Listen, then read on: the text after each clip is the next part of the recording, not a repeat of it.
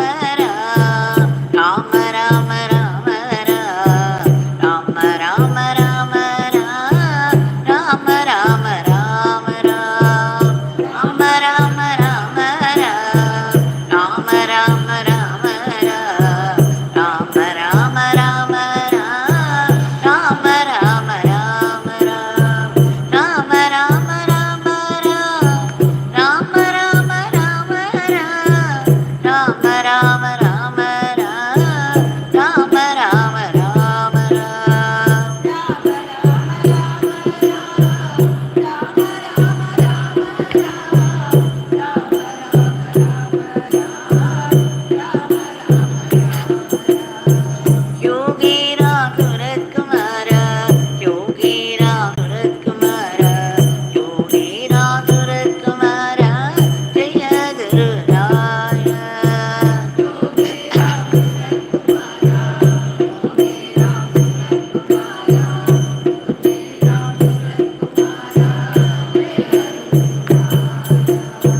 Yogi Ram Surat Kumara, Yogi Ram Surat Kumara, Yogi Ram Surat Kumara, Jaya Gurudaya.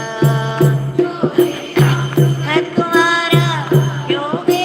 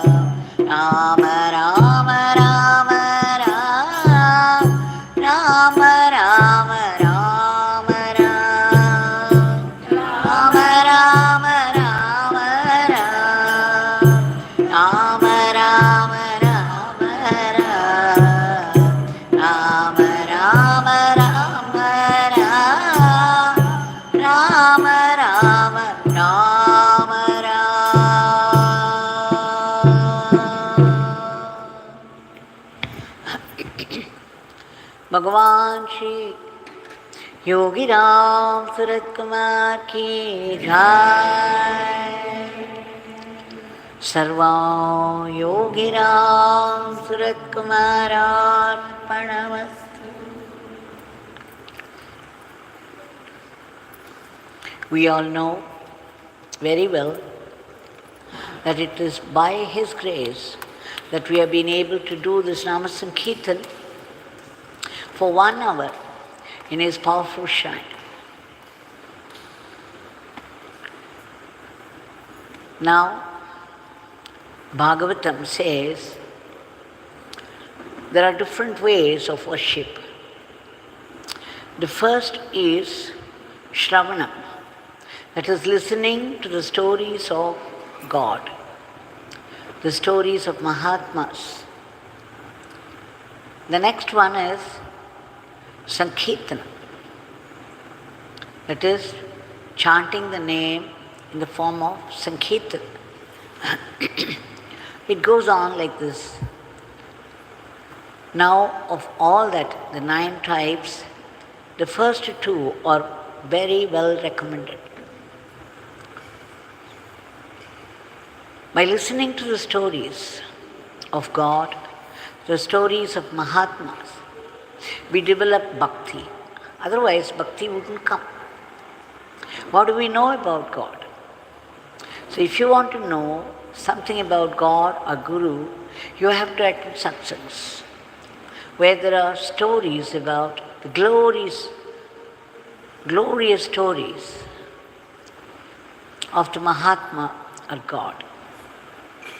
And then you take to his name and do Sankirtan, the best forms of bhakti. Now this is the only way to develop devotion to God. Now Bhagavan says in one place that unless you have done meritorious deeds over janmas and you continue to do satkaryas, that is meritorious deeds in this life, the great works that you undertake will not succeed. And then he goes on to tell the story that really happened. He says, Father plays many leelas. And in this leela, that is a natak, that is drama, he is putting up dramas every minute from eternity to eternity. The eternal drama of the divine goes on all the time. And then he gives this example. Just take up the temple, the big temple of Tanjavur. I believe it was done the first Kumbhabhishekam was done in 1010 AD. The first time it was done. And after that, nearly 800 years passed. And I think it was done in 1805. Then Bhagavan goes on to say, the third time this Kumbhabhishekam was done. This is consecration ceremony, it's called. The energy of the cosmos is drawn through Veda mantras to the deity inside the sanctum sanctorum of the temple. This is what is called consecration ceremony, Kumbhabhishekam. He said, how was it done after so many years? So many people, higher officers, tried and failed. Many people made attempts to do this consecration ceremony, but then for some reason or the other, it just did not work, it misfired. And then suddenly, one Gangappa, he was born in a village, Tumkur, in Karnataka, a village, the district of Tumkur. He took up the post of collector in Tanjavur, and then he came over to North Arcot, that is Vellore. But when he was the collector of Tanjavur, it was probably in the 1980s, he attempted this consecration ceremony, and it was done in a very grand manner. It succeeded. Bhagavan says, see this Leela of my father. Somebody was born in a village in Karnataka. He comes to be the collector of Tanjavur district, and after several years, he just took up this consecration ceremony and it worked. And before that, so many people tried and it never worked. What is involved in all this? What is behind it all? This is all my father's Leela. And then he went on to say that one must do meritorious deeds for janmas, for many, many births, and one must continue to do the meritorious deeds even in this birth, to undertake something mammoth as the consecration ceremony of a temple like Tanjavur Bragadishwar. Only for such people it is possible. You need the tapo balam, the atma balam, the strength of the soul to undertake such a huge work and succeed in it. He says, this is how my father plays leelas after leelas, from eternity to eternity. It is his drama all through the creation and evolution, and we are all actors in it. This grand drama put up by the divine from eternity to eternity is very strange, if not entertaining. It is entertaining only to God, but to all the characters involved in the drama may be miserable. Just as we see the lives of many people, this eternal drama, it is the one divinity that is the director, and it is the divine that is the hero, it is the divine that is the heroine, and it is the divine that plays the role of the villain, and it is the divine that plays all the sub-characters. The costumes are the divine, and the dialogues. It is the divine that scripts the dialogues. The whole drama is directed by the divine and acted by the divine in the costumes of many characters. And who is the audience? It is the divine itself. So God is the director, and God plays the role of the hero, God plays the role of the heroine, God plays the role of the villain. Like Lord Krishna declared in Mahabharata war, I am the virtuous Dharmaputra, Arjuna, and I am Duryodhana. I am all the people here who have assembled. I live in all of them, and they all live in me. I alone exist. And Arjuna, I have already killed these people. You just have to throw your arrow and take the name for it. Just see the Leela. Krishna says he had already killed the enemies, meaning he had already drawn out the sap of those people. They were already dead in the sankalpa of the divine. It had to take place in action, and that was done by Arjuna. He says, Arjuna, nimitta matram bhava, meaning, be just an instrument in my hands. I have already done it and I will do it through you, but you will take the name for it. So this eternal drama is going on, and it is the one divine that becomes the many. The whole cosmic creation, every little creature, everything in the cosmos is being played by that one divinity. So it's from the one to the many, and the many should get back to the one. This is the Leela, the eternal Leela. Bhagavan said, sitting in that hut in the Pradhan Mandir, he declared many journalists had gathered there. They wanted to interview, and they were saying, we have a heavy rumor that the world would come to an end soon. That was in 2000. They said that everybody is afraid. There's a heavy rumor. The world is going to come to an end. Bhagavan laughed and said, as long as God is there, there will be creation. God is eternal, His creation is eternal. And in that creation, it is He who manifests as everything, as everyone. So we should remember that we are only the actors in this divine drama, and we are the instrument actors.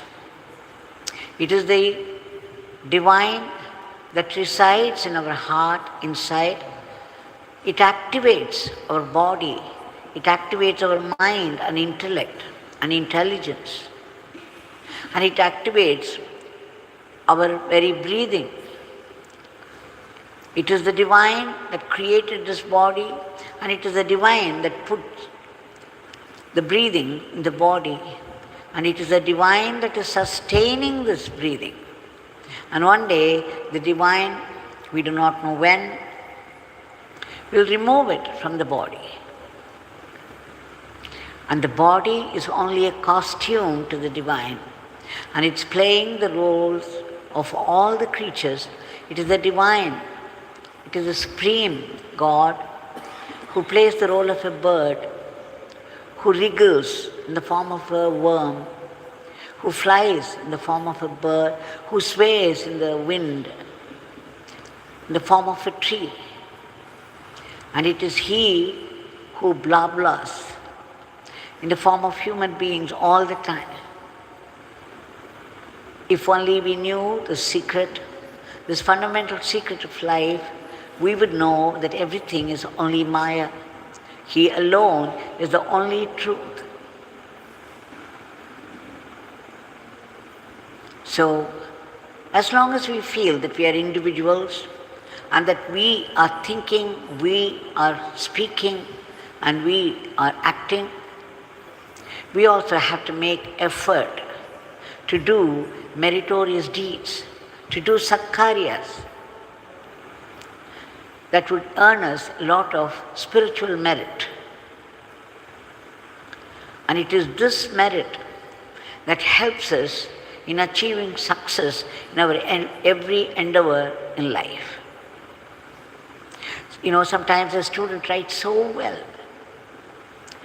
and then when the results comes, he might have even failed. An innocent man is hanged for no fault of his, because the criminal would buy the judge with money. So all these injustices are going on in this world, and behind it is the secret. But there is what we call the divine justice, which is relentless. Nobody will be spared before that. No matter what human justice is, before the divine justice, nobody can escape from anything that they do. Let us remember all this and submit our today's prayer at the lotus feet of Bhagavan. Bhagavan, we beg you again and again, a million times for your immediate divine intervention to bring forth a dharmic normalcy to the world in all aspects of life. The world as it is today is frightening with its violence and growing enmity between countries and countries, between people and people, and the attack of diseases, and the sudden violence of nature. You, the cosmic controller, alone can keep everything under control. Please establish peace, unity, order and harmony, and growing friendship and brotherhood among the humans, and the control of diseases and the violence of nature. We beg you again to uproot all the negativities of the human mind, because in today's world, in Kali Yuga, the Rakshasas, the Asuras don't live outside. They live inside our mind. And there's a constant struggle between the good thoughts and the bad thoughts.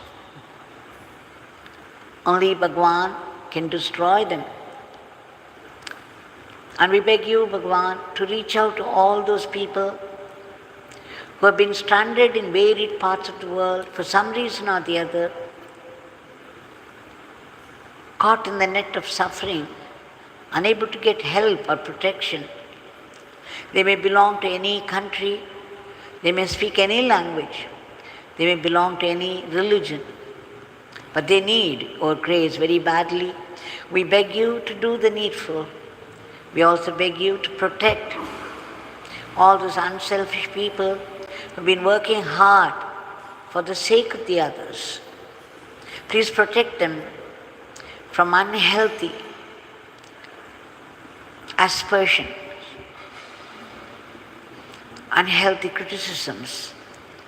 We also beg you to promote the economy of the country and the growth in varied fields of activity, not only science and technology, but also in spirituality, so that the India would reach its heights, and as the Vishwaguru would lead the whole world in the path of Dharma.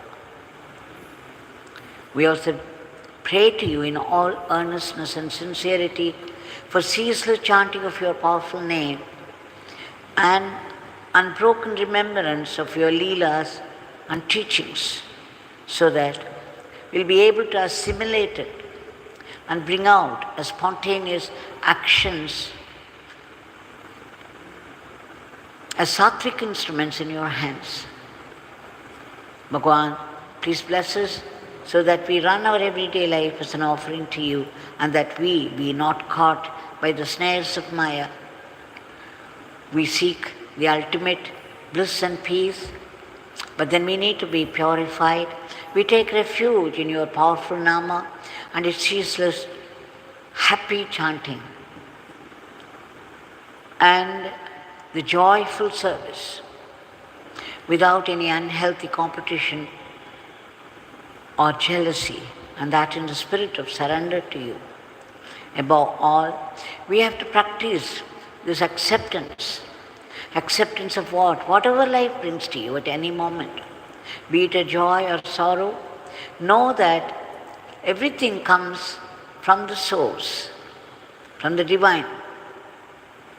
And whatever comes from the divine can only be a blessing.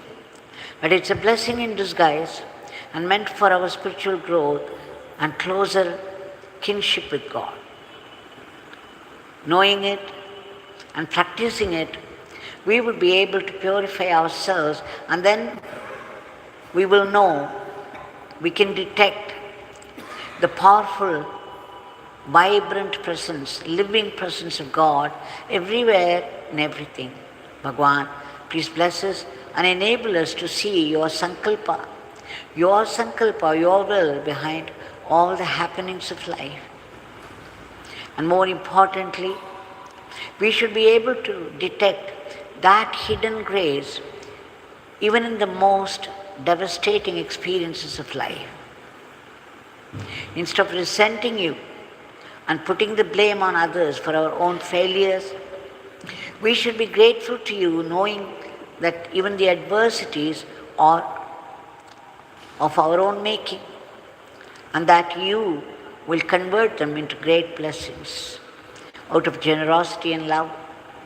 Please bless us to be grateful to you all the time, and we seek your blessings for all the species of the cosmos, in whatever state of misery they are, to be lifted to a higher plane.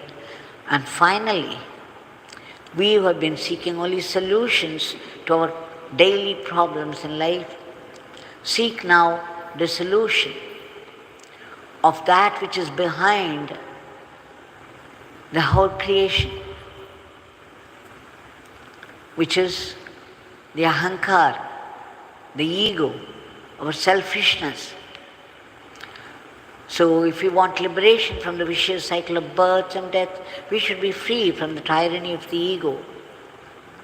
Bhagwan, please bless us with that immortal life, that eternal living and eternal servitude to you, that eternal supreme director of the divine drama from eternity to eternity. Jai Yogi Ram Sir.